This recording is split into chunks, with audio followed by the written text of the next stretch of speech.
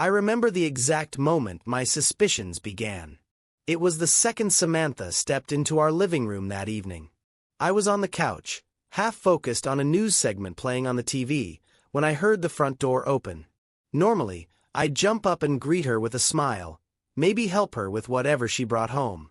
But something about the way the door creaked open, slowly, almost cautiously, made me stay rooted to the spot. My heart pulsed with a strange unease. I couldn't explain it. It was like the air itself carried this electric charge I'd never felt before. I turned toward the entryway just in time to see her silhouette glide in. The overhead light was off, leaving her framed by the faint glow of the street lamp behind her. She paused, scanning the room as if making sure I was alone. Her eyes flickered toward me, and I caught a glimpse of something unfamiliar in her expression, an odd tightness around her mouth. She gave a quick smile, but it didn't quite reach her eyes. It felt like I'd been yanked into a scene from a thriller film, my pulse drumming with a quiet alarm I couldn't ignore. She took a few steps forward, set her purse down on the hallway table, and tried to act casual. "Hey, Carter," she said, her voice lighter than usual, like someone forcing cheerfulness. "I'm home a bit later than I planned." No explanation followed. She avoided meeting my gaze too long, instead busied herself by adjusting a small potted plant on the table as if it suddenly needed to be rearranged. I stood and moved closer, fighting the urge to demand an immediate explanation. A part of me wanted to shrug off my apprehension, to assume I was just overthinking. But everything felt off. I noticed a slight tremor in her fingers. I noticed her eyes dart to the corner of the room. I noticed that her posture was too tense, her shoulders rigid, as though bracing for some kind of accusation. All these tiny signals fed a burning knot of uncertainty in my chest. "How was your evening?" I asked, trying to keep my voice steady. Samantha turned to me, flicked on the hallway lamp, and gave that same strained smile. "It was okay," she said, letting her words trail off. Something about her tone, vague, clipped, only wounded me tighter inside. We'd always shared details about our days before, sometimes to the point of rambling. But here she was, offering absolutely nothing beyond a bare statement. My mind raced with questions I wasn't sure how to ask without sounding paranoid. I told myself to calm down, that maybe she was just tired or stressed about something that had nothing to do with me. But the warning bells refused to stop. I cleared my throat. "You hungry? I can reheat something." She shook her head. "No, I'm fine. I might just go change into something comfortable."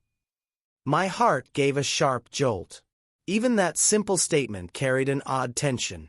She was already inching toward our bedroom, almost backing away from me like she couldn't wait to get out of the room. I tried to keep my expression neutral, but inside, I was roiling with questions. I stepped toward her with tentative concern. "Is everything okay?" I asked softly, placing a hand on her arm.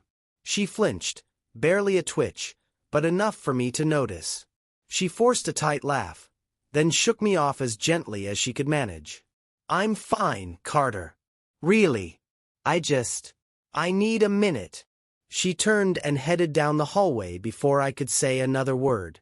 Normally, I wouldn't have thought twice. Everyone's entitled to a few moody moments. But this time, every step she took away from me felt like a warning sign. As she disappeared into the bedroom, I decided I needed an answer, some small proof that my gut feeling was wrong. I followed her, nerves thrumming. The door was partly open, letting me peer in just enough to see her rummaging through her closet.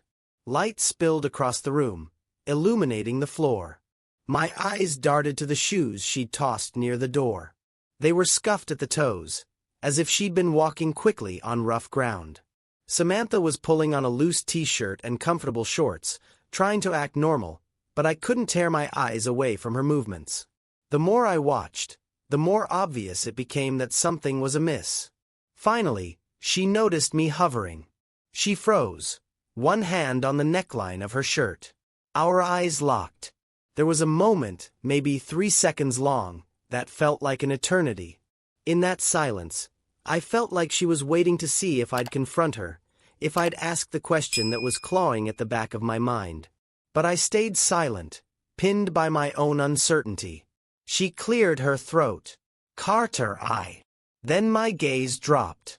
I caught sight of the outfit she'd thrown off near the closet door, a fitted skirt that she often wore on nights out.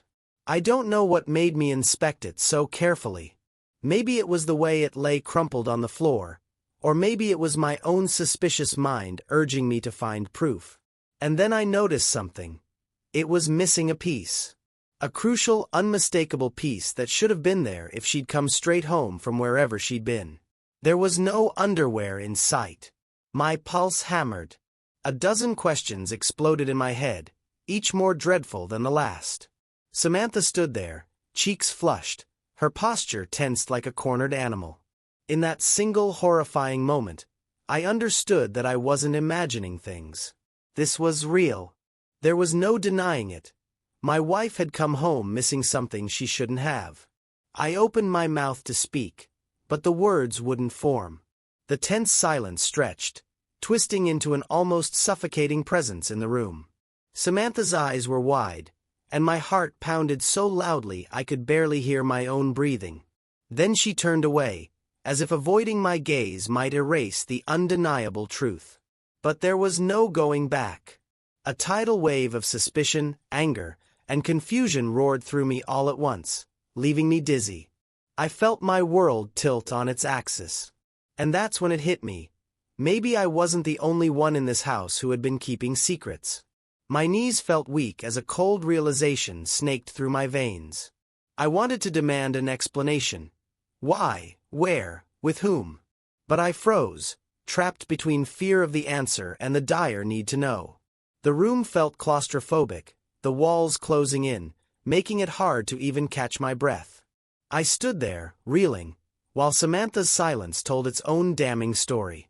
The questions loomed like a dark cloud over both of us, unspoken but thunderous in their implications. And in that electric hush, I realized the one thing I never wanted to be true was staring me in the face.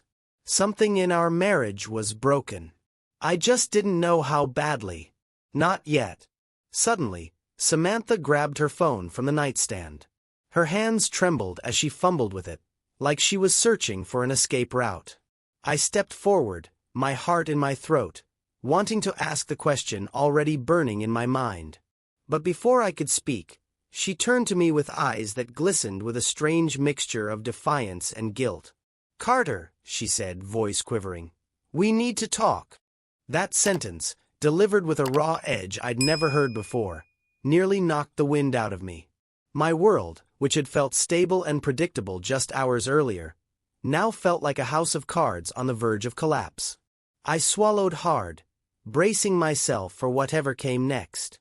Yet deep down, I already suspected I wouldn't be ready for the answer.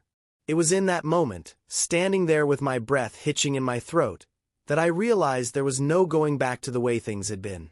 The door to our old life had slammed shut, and what lay ahead was a swirling sea of questions and revelations. I could only pray that I'd stay afloat long enough to see the truth come to light. Because now I knew for certain, there was something else, someone else, lurking behind Samantha's silence. And I would have to unravel it, no matter how much it hurt. I didn't sleep at all that night. Even after Samantha's tense announcement, "We need to talk," she retreated into silence, shutting herself in the bathroom for what felt like an eternity. My thoughts churned in endless circles, conjuring every worst-case scenario I could imagine. I couldn't get the image of her missing underwear out of my head. It was like a neon sign flashing betrayal over and over, no matter how desperately I tried to ignore it. By morning, I felt like I'd aged a decade. I paced in the living room, waiting for Samantha to emerge from the bedroom. My pulse jumped every time I heard a floorboard creak. The moment she finally appeared, my breath snagged. She glanced at me with a mix of guilt and defiance, as if daring me to start the conversation she'd put on pause the night before. I cleared my throat, my voice trembling. "Sam, about last night." She cut me off, hugging her arms around herself protectively. "I know what you're going to say, Carter. Let's Let's just not rush into accusations we can't take back. I blinked, taken aback by her guarded tone. Accusations? All I know is that something's wrong. You come home, you. I paused, unwilling to say it out loud. You act distant, and then there's that missing piece of clothing. She winced, but she didn't deny it. My heart sank another few notches. Carter, I need time, she whispered, voice trembling. Please, just give me a little space right now. That was all she offered. No explanation. No denial. Just a plea to leave her alone. The confusion and hurt coiled inside my chest like a spring wound too tight. I wanted answers more than anything, but I could see the tears gathering in the corners of her eyes. So I backed off, nodding stiffly while my mind screamed for clarity. Over the following days, I became hyper-aware of every tiny detail in our home. My eyes latched onto small changes like a hawk searching for prey. Samantha's phone was always clutched in her hand or tucked away in her bag. Whenever I entered the room, she'd lock the screen in a flash. A few times, I caught her whispering into it with a tense expression, as though terrified of being overheard. One evening, I found her sitting on the couch, phone balanced on her knees. She was tapping out a long message. She must have heard me approach because she jolted, nearly dropping the device. Then she flipped it face down, a nervous smile plastered on her lips. Hey, I ventured cautiously, settling in beside her. Everything okay? She nodded too quickly, not meeting my gaze. Yeah, just texting a friend. My heart thundered. Which friend, exactly? I wanted to ask. But something about the tightness in her shoulders told me she'd snap shut if I pushed. So I let it go, that lump in my throat growing bigger with every passing second. A few days later, I found something more concrete. Samantha had left her phone charging on the kitchen counter while she hopped into the shower. I normally wouldn't snoop. I never had before. But the unanswered questions were driving me insane. My hand trembled as I picked up her phone, unsure if I was crossing a line I could never uncross. The lock screen lit up, revealing a string of notifications from a single contact, Jake. My stomach clenched at the repeated name. 3 messages in quick succession. When can we talk? I miss you. You there? Without thinking, I tried to open them. A password prompt blocked me. I silently cursed. Samantha had changed her passcode from the one we'd both known. That was another blow to my already dwindling sense of trust. When she emerged from the bathroom, hair still damp, she immediately spotted me standing by the counter. Her gaze flickered to the phone in my hand, and her face paled. Carter, she began, her voice strangled. Were you? I raised my hand in surrender, though my tone was anything but peaceful. I couldn't help it. Sam, there are messages from someone named Jake. A lot of them. You've changed your passcode. What am I supposed to think? She snatched the phone from me, pressing it protectively against her chest. This is my personal business, she said, her voice raw. You said you'd give me space. Why can't you just? Space to do what? I demanded, frustration flaring in my chest. Hide secrets. Lie to me. Is this about that night you came home missing? She winced, cutting me off with a sharp look. Don't say it, she pleaded, voice wavering. Let me handle this in my own way. I stared at her, trying to reconcile the woman I'd loved for years with this guarded stranger standing before me. Samantha, we can't fix whatever's happening if you won't talk to me. Her eyes darted away. I will. I need time. She brushed past me, shoulders shaking.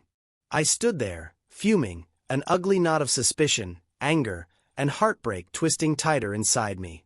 I couldn't shake the feeling that every hour of her silence was another betrayal. The final nail in my suspicion came 2 nights later. I was alone in the bedroom, insomnia gripping me again, while Samantha was in the shower. Desperate for any hint of truth, I rummaged through the closet. Maybe she'd left something behind. A note, a cryptic message scrawled on a scrap of paper. It felt wrong, digging through her personal space like some amateur detective, but I couldn't stop. My trust had shattered, and all that was left was this frantic search for proof. And that's exactly what I found. Tucked in the pocket of a jacket she hadn't worn in ages was a small note. On it, a short, handwritten message. I can't wait until next time. J. My throat constricted, as though a hand was gripping it from the inside. My mind flashed to the name on her phone notifications. Jake. This wasn't just a misunderstanding. This was evidence, stark and irrefutable. A swirl of nausea hit me as I realized there was, in fact, a next time, with someone who wasn't me. The shower in the bathroom turned off. I could hear the soft click of the door. Hurriedly, I stuffed the note back and closed the closet. Samantha stepped out, steam billowing around her, and our eyes locked. Her face fell as she saw my expression, like she instantly knew I'd discovered something damning. Her lips parted, but no words came out. Sam, I said, my voice breaking. We can't pretend anymore. She stepped forward, tears brimming. Carter. I lifted the small note, my hand shaking. How could you do this? I managed, my voice frayed with heartbreak. Her eyes filled with tears, but I couldn't bring myself to feel sympathy. A fury and devastation warred inside my chest, making it hard to breathe. I realized in that moment that the foundation of our marriage, everything I'd cherished, was built on a brittle facade. Samantha reached for me, but I stepped back, feeling the sharp sting of betrayal radiate through every inch of my body. She stammered, "Please, let me explain." "Explain what?" I fired back, voice echoing too loudly in the small bedroom. "That you've been seeing someone else? That you keep secrets on your phone? That every time I look at you, all I see is half-truths and lies?" Tears streamed down her cheeks, but she didn't deny anything. My chest heaved with ragged breaths. I looked at her, the woman I once believed could never hurt me, and all I felt was a heartbreaking combination of rage, confusion, and sorrow. Suddenly, she grabbed my arm, her tearful eyes fierce. "Carter, it's not what you think." "Then tell me what it is," I shouted, voice cracking. She just stood there, silent, clutching my arm as if her grip could keep me from spiraling. My mind spun with so many questions that I couldn't piece together a single coherent thought. The tension in the room was a living thing, thick enough to taste. I wanted to flee, to run from the house and pretend none of this was happening, but I was rooted to the spot by the enormity of her betrayal. When she finally spoke, it was so quiet I almost missed it.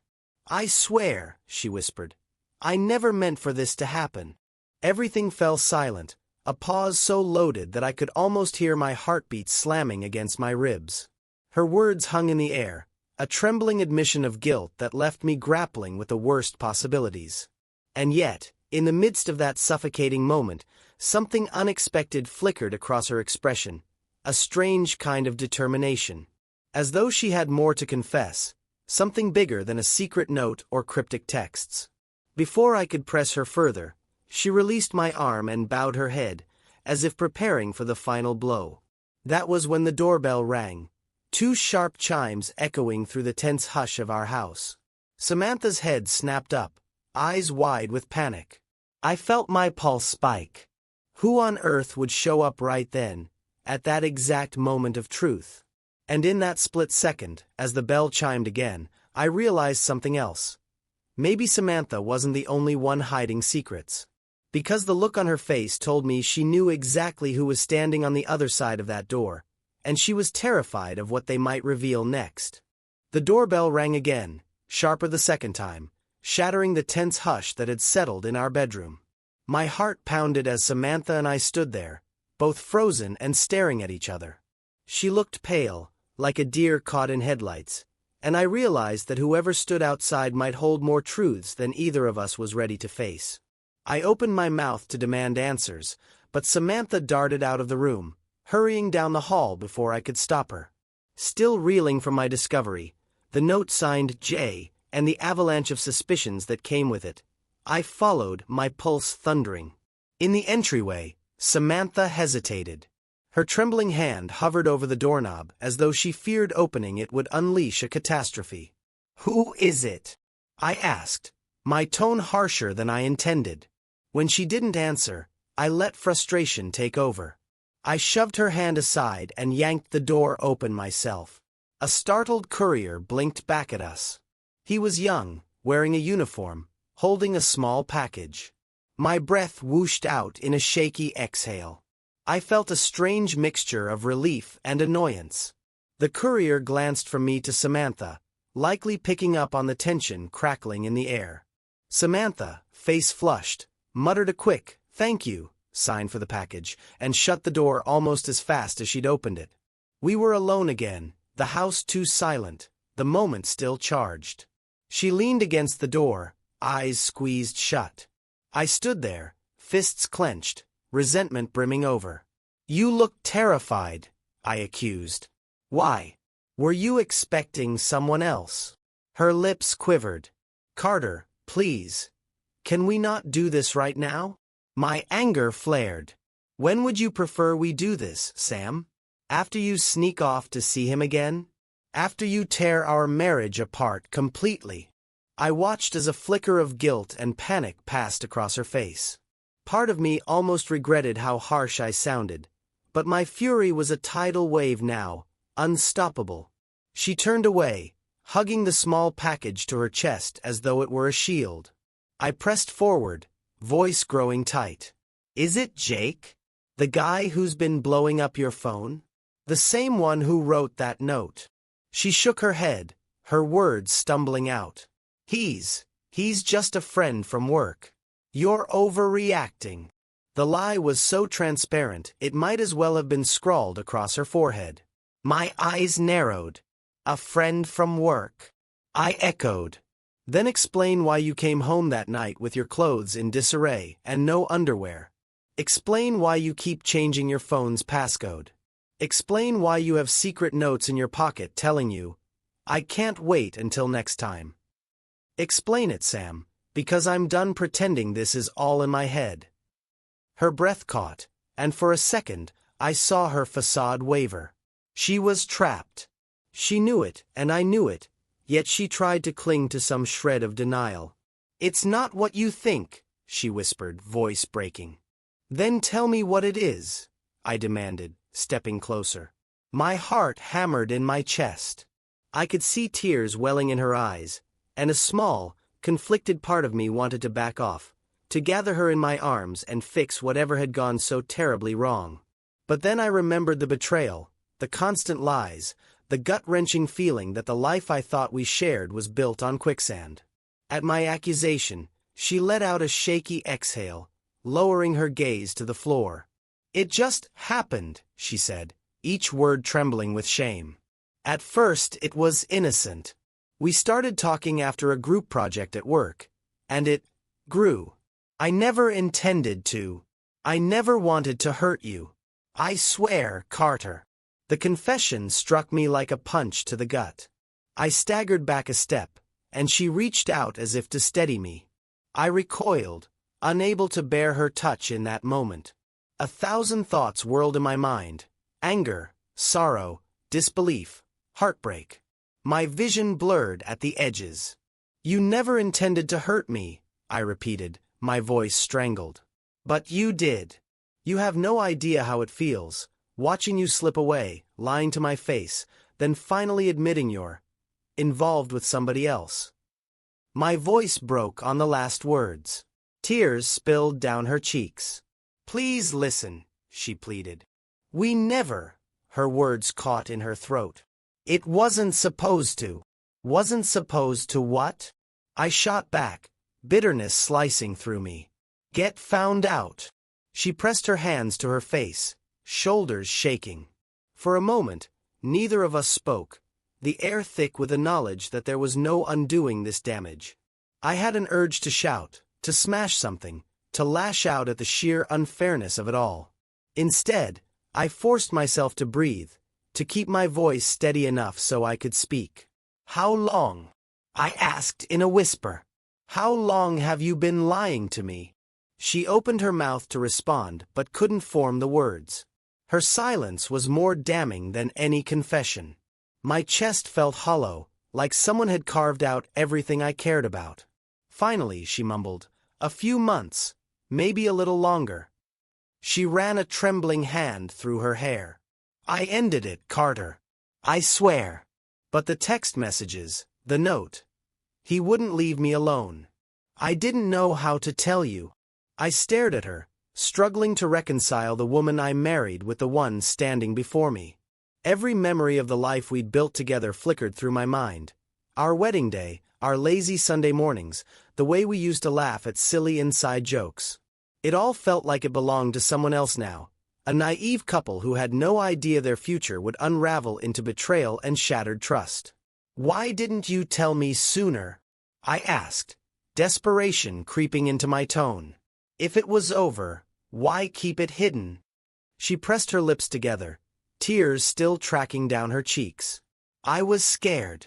I thought, if you found out, you'd never forgive me. A bitter laugh escaped me. You're right. I might never. My voice quivered with heartbreak, each word tinged with a raw ache. Her eyes widened in panic. Carter, please. I shook my head, stepping back. I couldn't look at her. Instead, I let my gaze wander around the living room, the place we'd called home for so long. Suddenly, every piece of furniture felt like a stranger's, every photograph on the wall a cruel reminder of a happiness I couldn't trust anymore. Tell me, I said slowly, forcing each syllable out. Do you love him? She froze, lips parting in a silent gasp. I watched her eyes dart, searching for an honest answer that wouldn't destroy me. But there was none. Even her silence was an admission. My heart lurched, and I fought the urge to shout at her, to lash out. Instead, an eerie calm settled over me, the kind that comes from finally hitting the bottom of despair. Carter, she rasped, voice cracking under the weight of tears. I'm so sorry. I never meant. I cut her off, my voice low but steady. You meant it enough to do it. That's what matters. She opened her mouth to protest again, but I shook my head sharply. I felt numb. This was the moment of truth, the turning point in our relationship, and it was all unraveling in front of me like a bad dream. I swallowed the lump in my throat, then headed to the bedroom.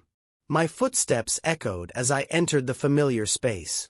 Everything here reminded me of our life together. Her throw pillows, my books stacked by the bedside, the photograph of us laughing on a beach.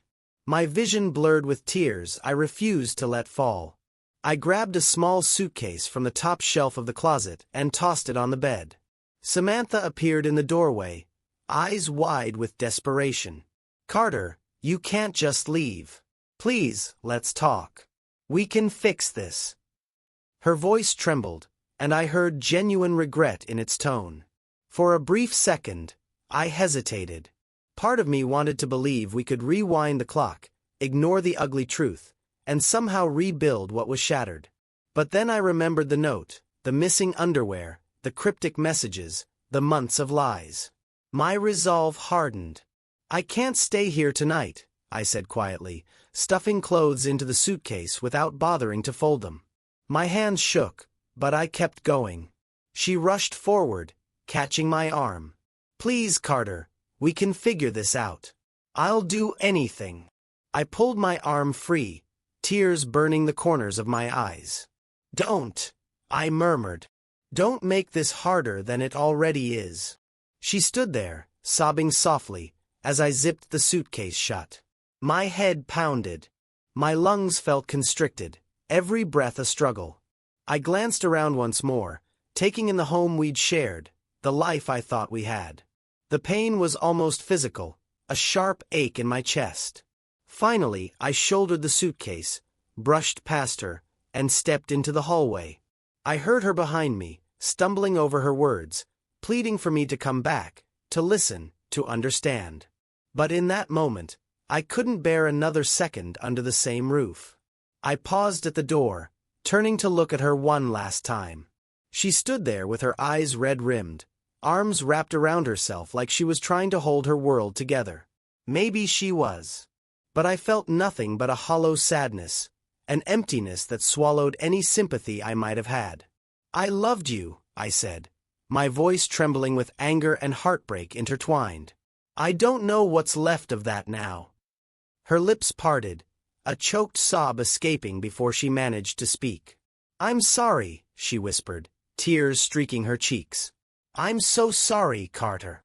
I nodded, my throat too tight for words. Then I opened the door and walked out, closing it behind me with a firm click that felt like sealing the fate of our marriage. The night air was cold against my skin, a jarring contrast to the suffocating atmosphere inside. As I stepped off the porch, suitcase in hand, I realized there was no going back to the way things were. Everything had changed in one violent storm of betrayal and confession. Behind me, through the closed door, I could still hear her muffled sobs. They cut through the silence like a haunting echo of the life we had just lost. But I kept walking, leaving behind the home we'd shared, unsure if it could ever be a home again. And somewhere, deep in the hollow recesses of my chest, an anger still raged. Because even now, even with her apologies echoing in my ears, I couldn't help wondering if there was more to the story than she'd admitted. And that doubt, more than anything, terrified me. I didn't realize how cold it was until I stepped out onto the quiet street that night, suitcase in hand, leaving Samantha behind. A stiff wind rattled the sparse trees lining the sidewalk, and the glow from the street lamps felt harsh on my tired eyes. My whole body trembled, not from the chill in the air, but from the torrent of emotions still surging inside me. I shoved the suitcase into the trunk of my car with shaking arms, my mind replaying Samantha's tearful confession on an endless loop. Even as I slid into the driver's seat and turned the key, every nerve in my body felt raw, exposed, like I'd been scraped down to the bone. I didn't know where to go. It was too late to show up unannounced at a friend's place, and I dreaded the idea of sitting alone in a hotel room. Yet the thought of returning home, where Samantha's betrayal still clung to the air, was unthinkable. With my chest tight and my heart pounding, I started the engine and drove aimlessly, letting the roads carry me wherever they led. Every block I passed felt like another mile between me and the life I thought I had. When exhaustion finally overwhelmed me, I pulled into a small, budget-friendly motel. Its neon sign flickered uncertainly, reminding me of a broken signal struggling to stay lit. After I parked, I hauled my suitcase up to a room that smelled faintly of old carpet and disinfectant. The surroundings felt sterile, impersonal, yet I almost welcomed that anonymity because it mirrored my own sense of displacement. Once inside, I threw on a clean t-shirt and stared at my reflection in the bathroom mirror. I hardly recognized the man glaring back. My eyes were red, my face drawn and pale. There was an ache in my chest that pulsed with every shallow breath. All I could think about was Samantha's stricken face, her trembling confession, and the way my heart shattered the moment she admitted the truth. I leaned against the bathroom counter, trying to process it all. I replayed our final words, hearing the anguish in her voice when she said, "I never meant for this to happen." A part of me wanted to believe her, to cling to any thread of hope that what she did wasn't deliberate, that it was some terrible mistake. Another part, the part still vibrating with anger, refused to accept excuses. She made choices, and those choices destroyed the trust one thought was unbreakable. As night bled into the early hours of the morning, I sat on the edge of the stiff motel bed, unable to sleep. My thoughts spiraled in circles. One moment I raged at her betrayal, the next I felt the crushing weight of loss. How did we go from a couple who finished each other's sentences to strangers on opposite sides of a door, one of us in tears, the other storming off in disbelief? I found myself scrolling through memories, reaching back to happier times. Our wedding day, the laughter we once shared, the mornings we'd spent planning our future. Each recollection felt like a knife twisting deeper into my chest. What had been so wrong in our marriage that she turned to someone else, that she didn't feel safe or willing to talk to me before it got this far? I kept asking myself if I missed the signs, if I'd been too blind or too trusting. A flicker of self-doubt crept in. Did I fail her somehow? Did I let our relationship slip into routine and neglect? That line of thinking only made the anger come roaring back, because no matter what issues we had, I couldn't accept that betrayal was a valid response. She had every chance to talk to me, to tell me she was unhappy, but instead, she chose to hide behind lies. The hours dragged on in that cramped motel room. Eventually, the pale morning light seeped through the thin curtains. My body felt leaden, my mind numb. With a groan, I pushed myself up and splashed my face with cold water. For a moment, I stared at the droplets dripping from my chin, wondering if the person staring back at me was forever changed. I decided to call in sick to everything that day. Life, obligations, all of it. I just couldn't face the world with my head spinning like this. I needed time. Time to come to terms with the fact that my marriage was hanging in tatters. Time to figure out if I even wanted to repair it, or if that was even possible. By late morning, the sunlight had grown harsh through the curtains, making it impossible to hide in the dimness anymore. I grabbed my keys, left my suitcase in the room, and went outside, seeking fresh air. The parking lot was nearly empty, only a few cars scattered around. My own car felt like a strange companion in the sea of uncertainty. I ended up sitting on a lonely bench near the motel's entrance, elbows on my knees, staring blankly at the asphalt. Everything felt surreal, like I was floating outside my own body, watching my life crumble from a distance. The echoes of Samantha's apologies haunted me. Whenever I closed my eyes, I pictured her tear-streaked face, replaying that last moment when I left her standing by the door. I wrestled with guilt and frustration. Part of me regretted walking out so abruptly. Another part was relieved I'd found the strength to leave. In those quiet moments, I realized how deeply I still cared about her, despite the pain she inflicted. That realization just fueled my inner turmoil further. Was it love or habit binding me to her memory? Or was it the phantom of the life we built, the dream I was still reluctant to let go of? I ran a hand through my hair, letting out a long, shuddering breath. Anger surged, followed by a wave of grief so intense I thought I might break under its weight. My chest felt tight, as if all the heartbreak of the world had lodged itself there. I worried I'd never be able to trust again. Around midday, I went back to the motel room and sank into the scratchy chair near the window, letting my eyes wander over the unremarkable view.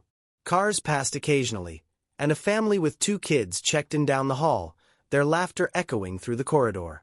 The sound hit me like a reminder of all the normalcy that continued around me while my own life was in ruins. I didn't notice the tears until they dripped onto my hands.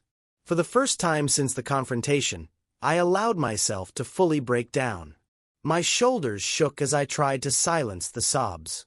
But the grief demanded release, so I surrendered to it. In that torrent of tears, I acknowledged the depth of my heartbreak and the stark truth that my marriage, as I knew it, was over. When the tears subsided, I felt strangely empty, like a vessel drained of everything. Somehow, that emptiness left room for a different kind of clarity. I started thinking about what came next. Did I want to try counseling, or was the betrayal too great to overcome? Samantha confessed, but she'd also lied for months. Could we ever rebuild trust from that rubble? A quiet determination stirred in me. For the first time since storming out, I considered that moving forward, no matter how painful, was the only real option. Staying stuck in the motel, reliving each agonizing detail, wouldn't heal the wound. The question was whether I wanted to travel that road alone or attempt to salvage what was left of our relationship. Yet even as that thought crossed my mind, a fresh wave of anxiety clutched my chest. The scars of betrayal don't vanish overnight. I couldn't just forgive and forget, not when the sting was still so raw. Rebuilding trust would be a long, uncertain journey, and frankly, I didn't know if we had the strength to walk it together. By late afternoon, I was pacing the motel floor, uncertain what to do next. The sense of emptiness still lingered, but so did the anger, regret, and flickers of love I couldn't extinguish. It was an exhausting storm of emotions, leaving me drained and disoriented. My phone buzzed several times with messages from Samantha, each notification sending my heart racing. Part of me wanted to ignore her entirely. Another part longed to hear her voice, to glean some comfort from the person who once knew me better than anyone else in the world. I didn't respond. I just stared at the phone, fingers numb. I needed space, real space, to think. Answering her would only drag me back into the swirl of heartbreak and unanswered questions. So I left the phone on the table, letting it vibrate and blink without acknowledging it. An hour later, I found myself sitting cross-legged on the edge of the bed, wrestling with conflicting memories of our past. The day we moved into our house, the jokes we exchanged over homemade dinners, the gentle moments that once defined our intimacy. Now each recollection felt like a shard of glass cutting deeper into my conscience, because beneath it lay the truth. Samantha had chosen someone else, even if just for a while, and kept it hidden behind a wall of lies. Yet, amid the swirling chaos of my mind, a singular realization surfaced. I still existed beyond this betrayal. Yes, my heart was shattered, but I wasn't irreparably broken. I felt the stirrings of resilience beneath the pain, a faint reminder that I could survive this, even if it would take time to heal.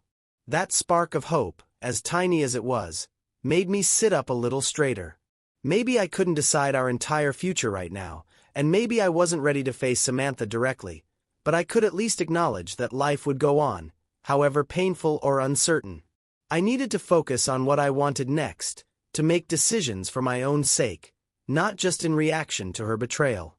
As evening darkened the sky, I debated whether to grab dinner somewhere or keep hiding from the world. The thought of food churned my insides. I had no appetite.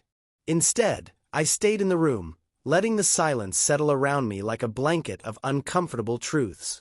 The motel walls felt claustrophobic, pressing in on all sides. That quiet was broken only by the hum of traffic outside and the occasional thump of footsteps in the hallway. Then, just as I began to drift into a restless doze, my phone buzzed again, slicing through the stillness. Without wanting to, I glanced at the screen. Another message from Samantha, the preview showing just a few words. "Carter, please pick up." My heart lurched. I almost grabbed the phone, but a deeper instinct made me stop. I couldn't handle another round of apologies. Not tonight. I powered off the phone. The sense of finality in that action sent a tremor through me. In the resulting darkness, I closed my eyes, inhaling a shaky breath. I didn't know if tomorrow would bring clarity or only more heartache. But there was no escaping the reality that this betrayal had upended everything I believed about our marriage, and about myself. For the rest of the night, I floated in and out of an uneasy sleep, haunted by fractured dreams of Samantha, of our home, of a life that felt almost mythical now. Each time I awoke with a start, my heart racing, I tasted the bitterness of betrayal anew. And yet, in the echo of that heartbreak, I began to sense that there could be a path forward, no matter how cracked or uneven. Maybe I would try to reconcile. Maybe I'd choose to walk away for good. But whatever happened, I needed to find my own footing first. I owed myself that much after what I'd endured. As the clock crept closer to midnight, a gnawing anxiety settled in my chest. I knew healing wouldn't be simple or swift. Even if I managed to forgive Samantha someday, the emotional scars would remain, a constant reminder of how trust can be broken in an instant. That realization wrapped itself around me like a heavy cloak, and for a moment, I felt an odd wave of determination mix with fear. I would survive this. But survival would be messy, fraught with setbacks, regrets, second-guessing, and maybe, just maybe, small victories along the way. That final thought lingered in my mind, an uncertain promise of resilience. On the edge of restless sleep, I let it hold me, this faint glimmer that my life wasn't over, that I wasn't entirely lost. Yet my heart still pounded with the knowledge that tomorrow could bring anything. An unexpected phone call from Samantha, a confrontation I wasn't ready for, or more painful revelations. I tried to swallow back the dread, focusing on the single truth that I still had control over my next steps, even if I felt powerless in this storm.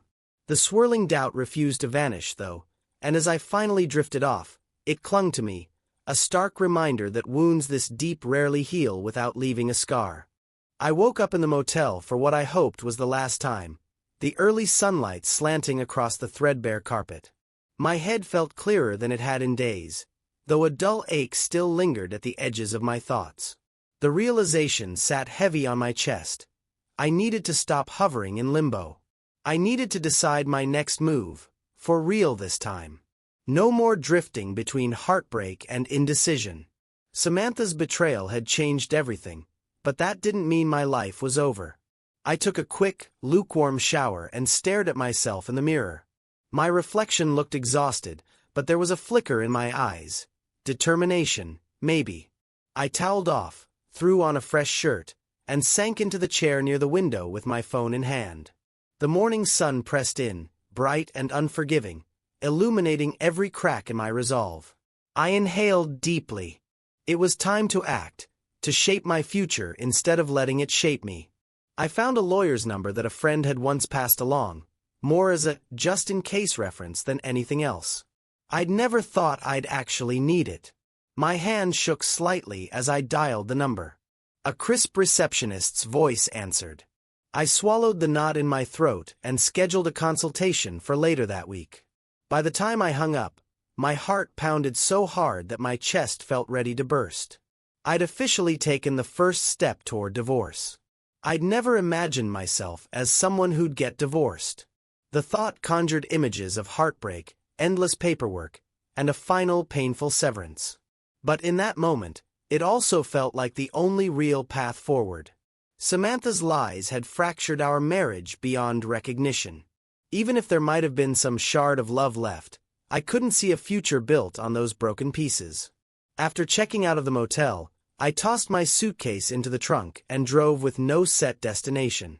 The highway stretched ahead, dotted with cars that seemed to glide along in a different reality.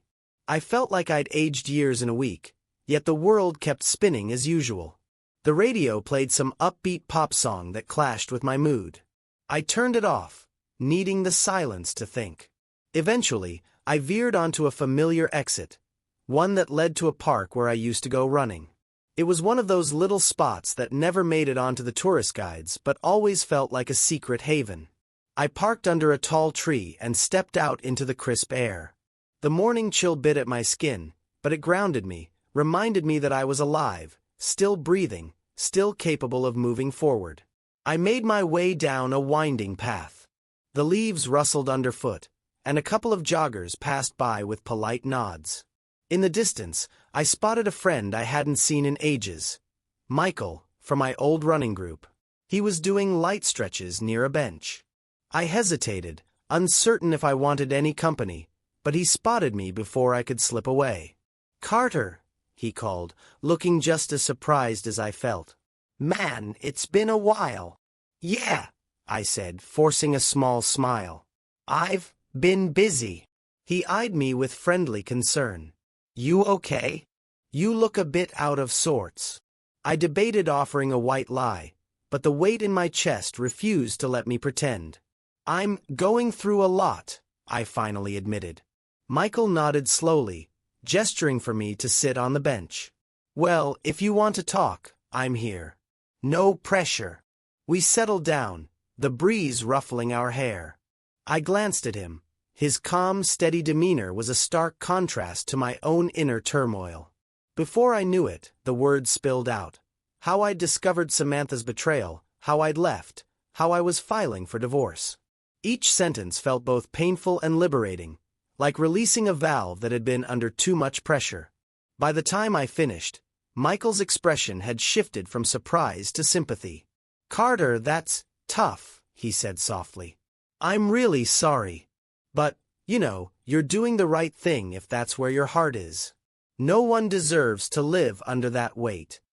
I exhaled, my breath shaky. "I don't even recognize my life anymore," I confessed. "Everything feels upside down. I'm angry, I'm sad, I'm just lost." Michael placed a reassuring hand on my shoulder. "It's normal to feel that way. But you're here, talking, trying to make sense of it. That means you haven't given up on yourself." I nodded, emotions swirling. I'm not sure I know how to move forward. Start small, he offered. Go back to things you love, reclaim parts of yourself that might have gotten lost along the way. And remember, you're not alone. I'm here. Other friends, family, they'll be there for you too if you let them. We talked a bit longer, about old memories, about the running club we both used to enjoy, about the time we got caught in a sudden rainstorm during a 5K and ended up laughing our heads off, drenched to the bone. For the first time in days, I felt a flicker of genuine warmth, a reminder that life still held moments worth cherishing. That afternoon, I returned to the house. My stomach knotted as I pulled into the driveway. The place looked the same: neat lawn, familiar porch, the wind chime Samantha once insisted we hang by the front door. Everything on the outside was normal, but inside, the atmosphere had changed beyond repair. I entered cautiously, half expecting Samantha to appear, pleading for another chance. But the house was silent. She was gone. I couldn't help feeling a pang of regret, picturing the echoes of shared laughter that used to fill these walls. For a moment, I was tempted to call her, just to hear her voice, to confirm that we really were ending. But I hardened my resolve, remembering the pain and confusion of her betrayal. Instead, I wandered from room to room, mentally rearranging things, trying to imagine a version of this place that was mine alone. In the living room, I noticed pictures of us still perched on shelves, wedding photos, snapshots from vacations. A lump formed in my throat. I picked up a frame, staring into the smiling faces of two people who seemed so happy, so in love. Felt like looking at strangers. Gently, I set the photo aside, along with the others. This was my space now, or it would be once the divorce went through. The realization both terrified and inspired me. With trembling determination, I started clearing out every little reminder of what once was. I didn't trash them. My emotions were too tangled for such finality, but I placed them in boxes, tucking them in the attic for when I might be strong enough to face them again. Over the following days, I moved through the house like a whirlwind, painting walls in colors I'd always liked but never considered because Samantha had different tastes. I shifted furniture to open up the space, rearranging everything until it felt new and personal.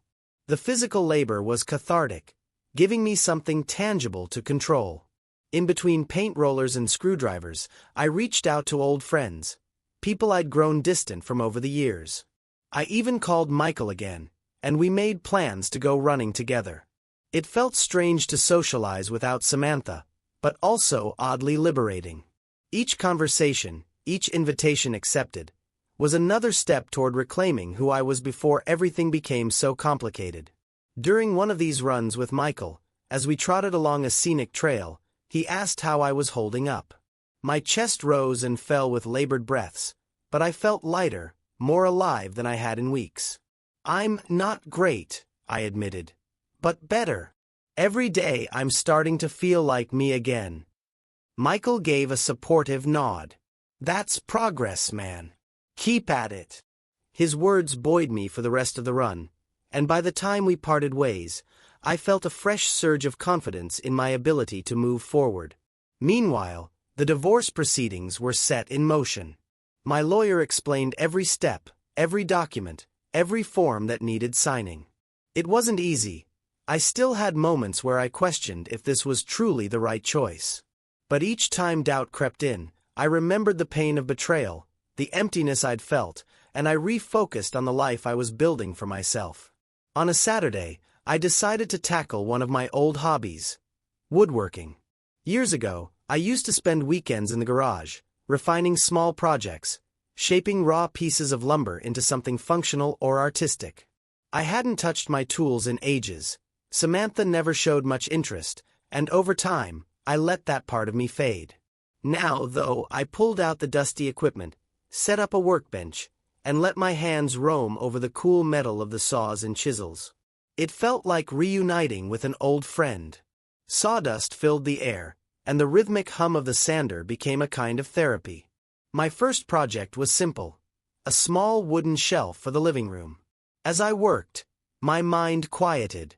The sting of betrayal dulled slightly, replaced by the straightforward satisfaction of creating something new from raw materials. It wasn't all smooth sailing. Some days, I was hit by a wave of grief so strong that I'd find myself standing in the middle of the living room, tears threatening to overflow. The question, what if, still lingered. What if Samantha and I had communicated better? What if I'd noticed her drifting sooner? I allowed myself those moments of sorrow, letting them pass like clouds overhead. The difference now was that I refused to let them consume me. One evening, I was sorting through some paperwork when the phone rang. It was Samantha's name on the caller ID. My heart thudded. I hesitated before answering, bracing myself. When I finally picked up, her voice was soft, tentative. She asked how I was, apologized again, and said she wanted to arrange a time to talk about practicalities. The house, our finances, the property division. Her tone was subdued, tinged with regret. I kept my answers polite but distant. The call ended with a strained goodbye, leaving me both sad and strangely at peace. I wasn't ready to forgive her, and maybe I never would. But at least now, we could have civil conversations without falling into emotional chaos. Days slid into weeks, and I found myself gradually embracing my new reality. My lawyer informed me that the paperwork was progressing smoothly.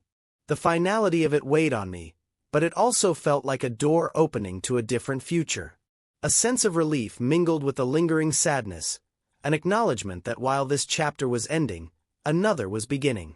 I invited a few friends over for a casual afternoon get-together, just pizza and conversation in the newly repainted living room.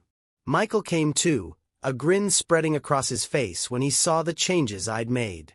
"Looks good, Carter," he said, approvingly tapping the new shelf I'd built. "You've definitely put your own stamp on this place."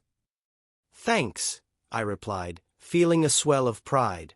"Feels different, you know? Like it's actually my home now." He nodded. "That's what it's all about, reclaiming your space, your identity. One step at a time." After everyone left, I stood in the quiet living room, a content exhaustion settling over me. The echoes of friendly laughter still warmed the air. For the first time in ages, I felt a sense of belonging within these walls. The house no longer felt haunted by the past. It felt like the beginning of something new. I sank onto the couch, letting my gaze wander over the fresh paint, the rearranged furniture, the small shelf I'd crafted. This was my life now, shaped by both heartbreak and hope. The pain of Samantha's betrayal would always be part of my story, a scar I'd carry. But it didn't have to define me. Instead, it could be the catalyst that pushed me to rediscover the person I wanted to be. As I exhaled, my shoulders relaxed for the first time in what felt like forever. The divorce wasn't final yet, and there were still hurdles ahead. Legal meetings, the awkward division of assets, the emotional fallout. But I sensed an undercurrent of determination in my veins. I was moving forward on my terms, living a life that reflected my values and passions. I thought about the future, about the possibilities that stretched out before me. Maybe I'd throw myself into woodworking more seriously, or travel somewhere I'd always wanted to go. Maybe I'd meet new people, forge meaningful connections that weren't overshadowed by secrets and lies. I didn't have a roadmap for what came next, but for once, the uncertainty felt less like a void and more like an open horizon. A soft sigh escaped my lips. I closed my eyes, letting hope settle in the place where anger and confusion had once reigned. Yes, I would heal on my own timetable. Yes, I would carry the lessons of this painful chapter. And as I drifted into a gentle calm, I realized something important. The end of our relationship wasn't the end of me. It was the start of a new beginning, one where I could finally be true to myself again. And for the first time since that fateful night Samantha came home missing something important, I felt a genuine flutter of optimism. Life would go on, and I would embrace it, scars and all.